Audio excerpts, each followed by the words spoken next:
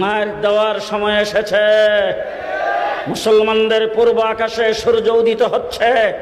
20 বছর পর্যন্ত নির্যাতনের পরে নির্যাতন করে আফগানিস্তান থেকে আমেরিকা যেইভাবে বিদায় হয়েছে, পরিষ্কার ভাষায় বলতে চাই, মিস্টার ট্রাম্প বলেছিল জেরুজালেম, ইসরায়েল, ফিলিস্তিন ইহুদিদের রাজধানী হবে।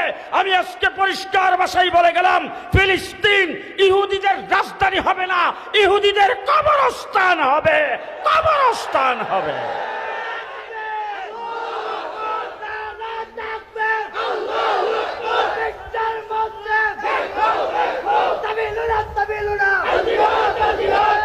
বাংলাদেশের মুসলমান, বাংলাদেশের ধর্মপ্রাণ মুসলমান ফিলিস্তিনের মুসলমানদের পাশে আছে। আপনারা কে কে আছেন একটু হাত তুলে দেখান। আমরা ফিলিস্তিনের মুসলমানদের সঙ্গে আছি না নাই? আমরা যদি প্রয়োজন হয় আর যদি পারতাম, সামর্থ্য থাকতো, যদি যাইতে পারতাম, লক্ষ লক্ষ যুবক সেখানে যায় যুদ্ধ করত। ঠিক না বে ঠিক? আজকে যদি আমার দেশের সরকার এই ধরনের ব্যবস্থা যদি করে, যেইভাবে জাতিসংঘ শান্তি মিশনে আমাদের দেশের সৈন্যদেরকে প্রেরণ করেছেন, যদি বর্তমান সরকার এরকম কোন ঘোষণা দেয় ফিলিস্তিনের মুসলমানদের পক্ষে তাদের আবাসভূমিকে স্বাধীন করার জন্য, যেমনি করে ভারত 71 মুক্তিযুদ্ধের সময় আমাদেরকে স্বাধীনতা যুদ্ধে সহযোগিতা করেছে, আমরা ফিলিস্তিনের স্বাধীনতার জন্য সহযোগিতা করতে চাই। সরকার ঘোষণা দিলে কে কে যাইতে প্রস্তুত? আল্লাহ বলেন, ও দুনিয়ার মানুষ, তোমরা কোনো আলোচনার বস্তু ছিল না, তোমাকে নিয়ে কেউ কোনো আলোচনা করতো না, কোনোদিন তোমাকে নিয়ে কেউ ভাবতো না, তুমি একদম সব কিছু চাইতে তুমি একদম নিঃস্ব ছিলা, কিছুই ছিল না, তুমি কোনো আলোচনার বস্তুই ছিল না। আল্লাহ পাক তোমাকে এক ফোঁটা নাপাক পানির থেকে এত সুন্দর সুগঠন করে তৈরি করেছেন। সেই গঠন কে দিয়েছেন? সেই সৌন্দর্য কে দিয়েছেন? শুধু কি আল্লাহ পাক সৌন্দর্য দিয়েছেন? আল্লাহর সৌন্দর্য শুধু তাই দেয় নাই। আল্লাহ রব্বুল আলামিন কি বলছে শোনেন। আল্লাহ বলেন, দুনিয়ার মানুষ শোনো, 80,000 মাখলুকাত আমি তৈরি করেছি। আসমান জমিনের ভিতরে যত মাখলুকাত তৈরি করেছি, সমস্ত মাখলুকাতের ভিতরে মানুষকে আল্লাহ পাক সবচাইতে বড় সুন্দর করে বানিয়েছেন। লাকাদ খালাকনাল ইনসান ফি আহসানি তাকবীম, সবচাইতে বেশি সুন্দর করে আল্লাহ পাক মানুষকে বানিয়েছেন। এত সব কিছু দিয়েছেন আমাকে কে? আরো জোরে, কে দিয়েছেন? পানি দিয়েছেন কে? বাতাস দিয়েছেন কে? বৈজ্ঞানিকেরা বলেছেন, রিসার্চ করে বলেছেন, আল্লাহর দেওয়া বাতাসটা যদি 3 মিনিটের জন্য বন্ধ হয়, গোটা পৃথিবী 3 মিনিটের ভিতরে ধ্বংস হয়ে যাবে। বাতাস দিয়া গোটা পৃথিবীকে টিকিয়ে রেখেছেন কে? পানি দিয়েছেন কে? পানির মধ্যে রং বেরঙ্গের মাছ দিয়েছেন কে? গাছগাছালি কে দিয়েছেন? রং বেরঙ্গের ফল কে দিয়েছেন? খাদ্যদ্রব্য কে দিয়েছেন? ও আমার ভাইরা, গোটা পৃথিবী অনেক কিছু আবিষ্কার করেছে, আরো আবিষ্কারের যুগ এখন, আবিষ্কার একের পর এক হইতেই আছে। কিন্তু আজ পর্যন্ত কোথাও শুনছেন যে একটা আপেল আবিষ্কার করেছেন, একটা কমলা, একটা মালটা, একটা বেদানা, একটা চাউল, একটা ডাউলের দানা? আজ পর্যন্ত খাদ্যদ্রব্য পৃথিবীর কেউ আবিষ্কার করতে পারে নাই। খাওয়া খাদ্যের রিজিকের ব্যবস্থা কে করেছেন? সব কিছু দিয়েছেন আল্লাহ। ঠিক না বেঠিক?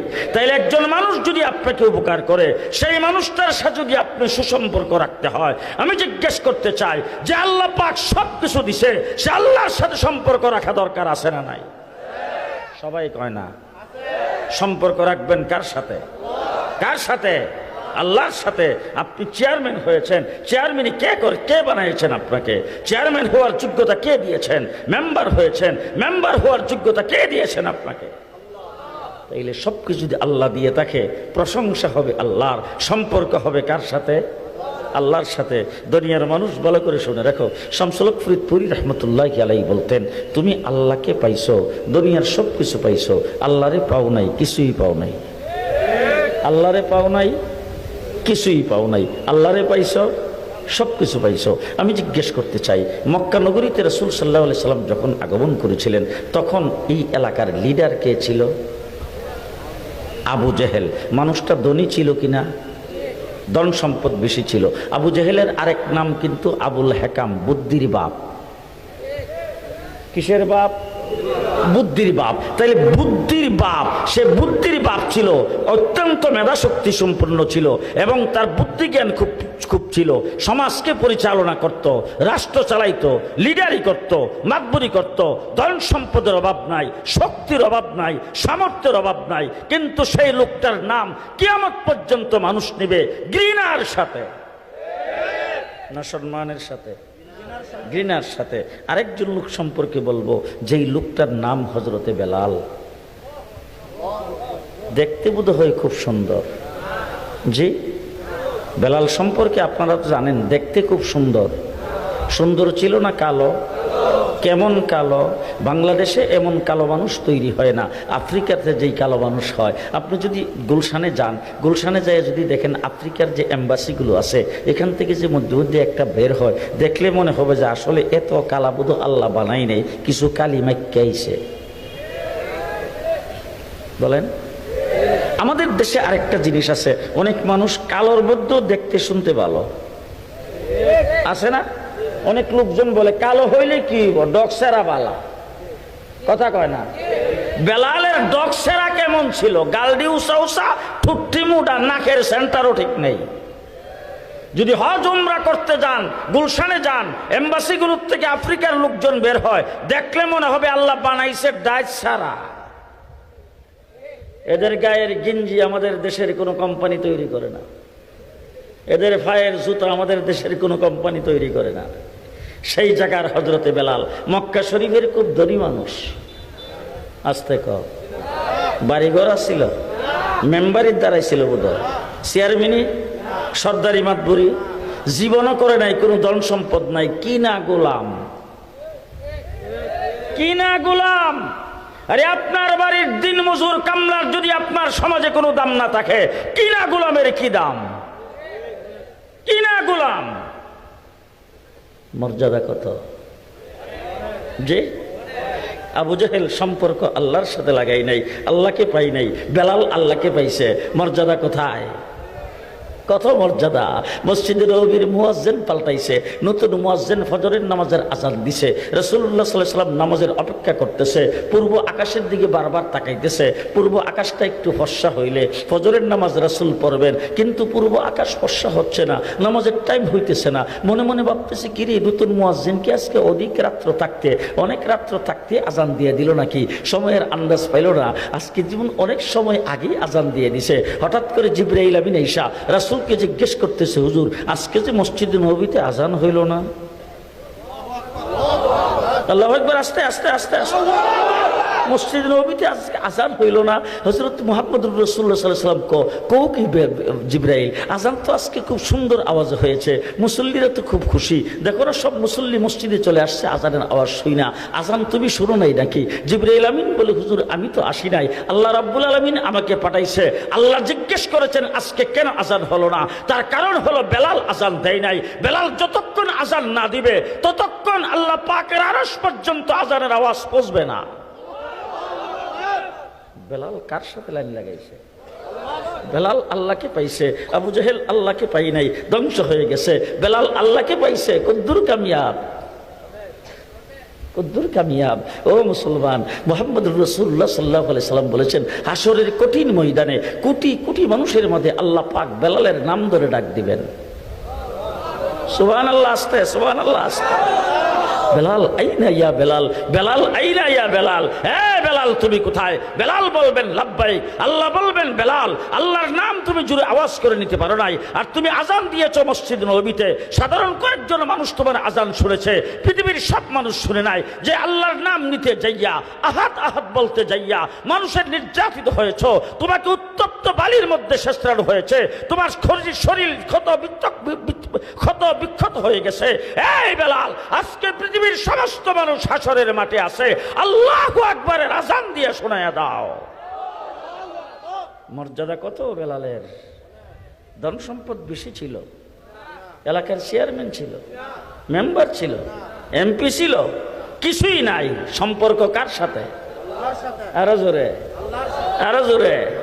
মুহাম্মদুর রাসূলুল্লাহ সাল্লাল্লাহু আলাইহি ওয়াসাল্লামকে আল্লাহ পাক কোরআন শরীফের আয়াত নাজিল করে রাসূলকে বলতেছেন, কুল কুল, আপনি বলে দেন, আপনি বলে দেন, ইন কুনতুম তুহিব্বুনাল্লাহ।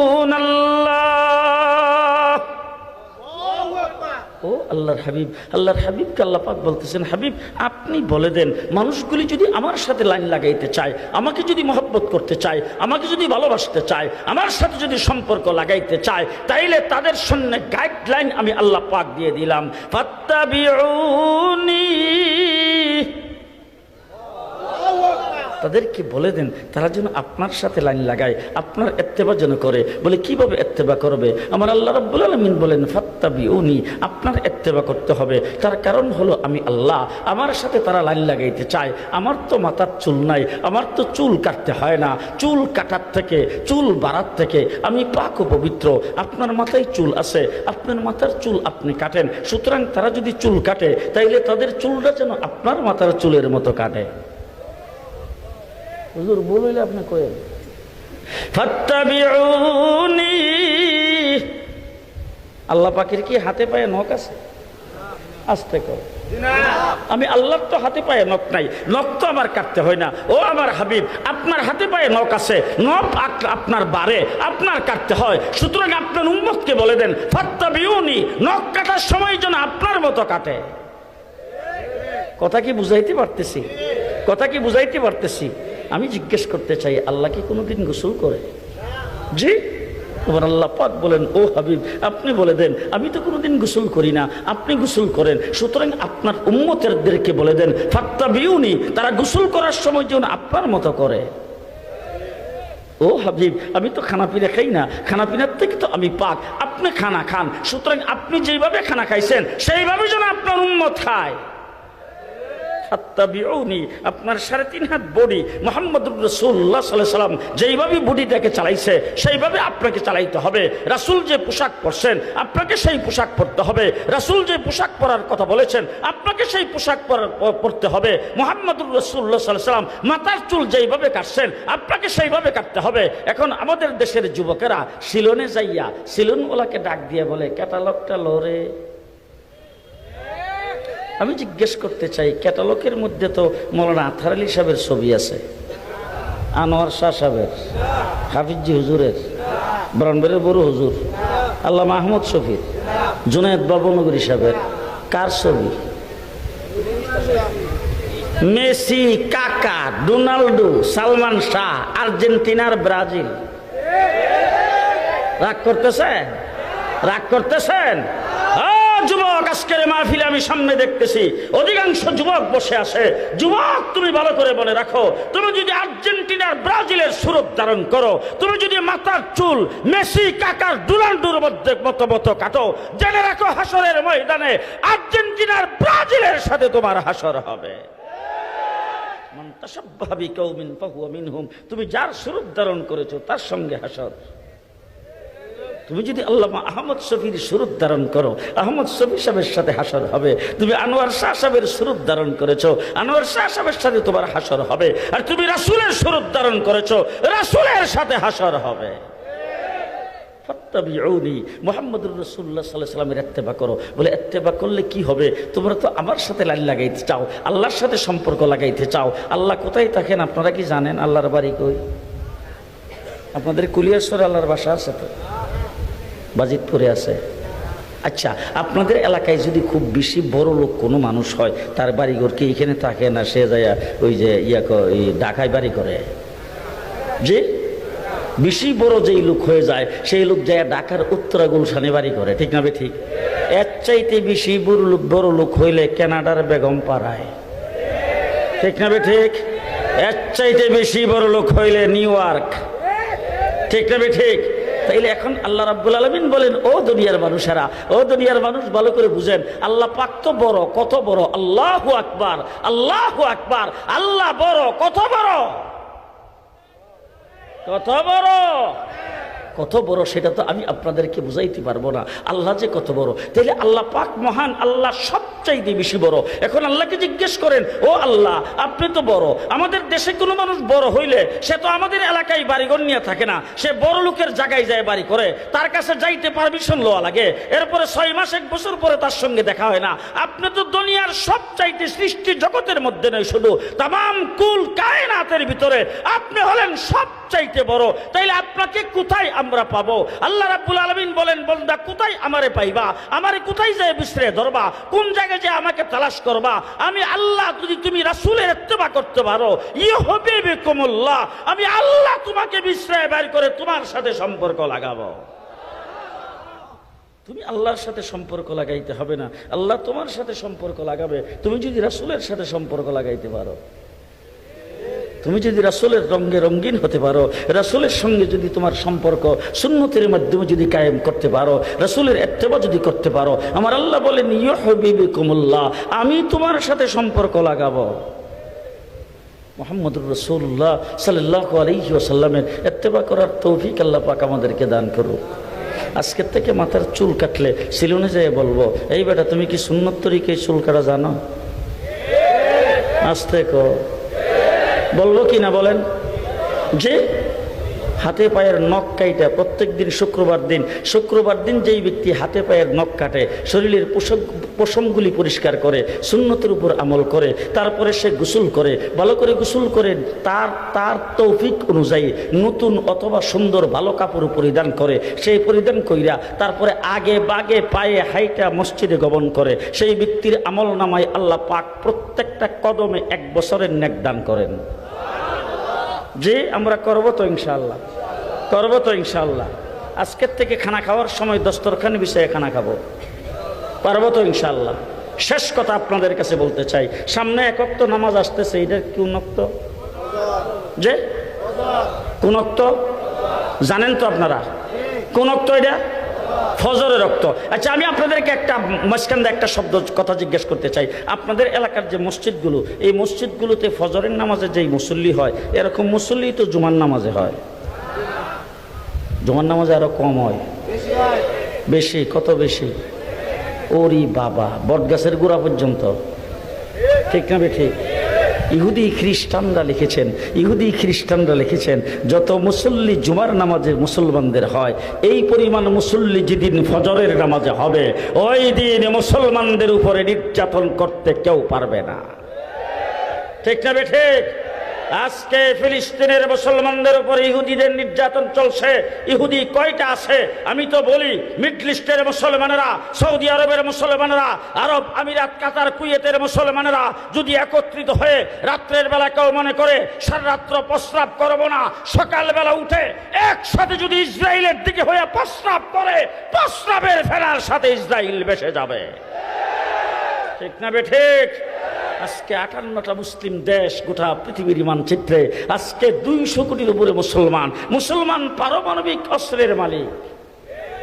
ঠিক না ঠিক? স্বর্ণের খনি কার হাতে?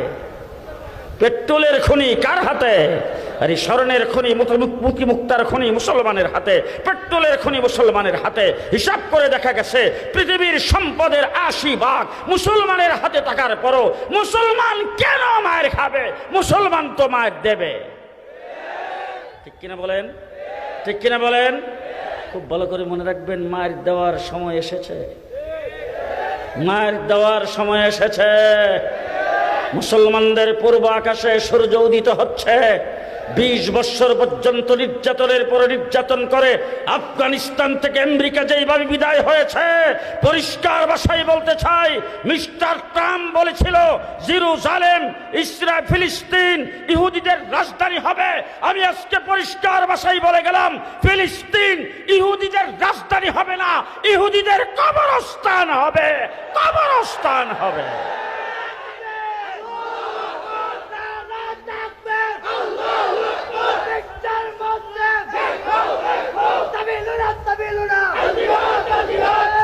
বাংলাদেশের মুসলমান, বাংলাদেশের ধর্মপ্রাণ মুসলমান ফিলিস্তিনের মুসলমানদের পাশে আছে। আপনারা কে কে আছেন একটু হাত তুলে দেখান। আমরা ফিলিস্তিনের মুসলমানদের সঙ্গে আছি না নাই? আমরা যদি প্রয়োজন হয় আর যদি পারতাম, সামর্থ্য থাকতো, যদি যাইতে পারতাম, লক্ষ লক্ষ যুবক সেখানে যায় যুদ্ধ করত। ঠিক না বে ঠিক? আজকে যদি আমার দেশের সরকার এই ধরনের ব্যবস্থা যদি করে, যেইভাবে জাতিসংঘ শান্তি মিশনে আমাদের দেশের সৈন্যদেরকে প্রেরণ করেছেন, যদি বর্তমান সরকার এরকম কোন ঘোষণা দেয় ফিলিস্তিনের মুসলমানদের পক্ষে তাদের আবাসভূমিকে স্বাধীন করার জন্য, যেমনি করে ভারত 71 মুক্তিযুদ্ধের সময় আমাদেরকে স্বাধীনতা যুদ্ধে সহযোগিতা করেছে, আমরা ফিলিস্তিনের স্বাধীনতার জন্য সহযোগিতা করতে চাই। সরকার ঘোষণা দিলে কে কে যাইতে প্রস্তুত? আল্লাহ কবুল করুক। সকলে বলেন আমিন, আরো জোরে বলেন আমিন। 1 নম্বর কর্মসূচি, ফিলিস্তিনের মুসলমানদের জন্য সবসময় দোয়া করব, ইনশাল্লাহ বলি সবাই। 2 নম্বর কর্মসূচি হলো রাস্তায় নেমে, রাজপথে, খোলা আকাশের নিচে নারায়ে তাকবীর আল্লাহু আকবার বলে, ফিলিস্তিন জিন্দাবাদ বলে আল্লাহকে দেখাই দিব, আল্লাহ আমরা আজকে হাজার হাজার মাইল দূরে বসবাস করি, এই জন্য আমরা তাদের সাথে যুদ্ধ করতে পারছি না, কিন্তু যদি পারতাম তাইলে আমরা যুদ্ধ করতাম। দেখাইতে পারবো তো ইনশাআল্লাহ। আল্লাহ কবুল করুক।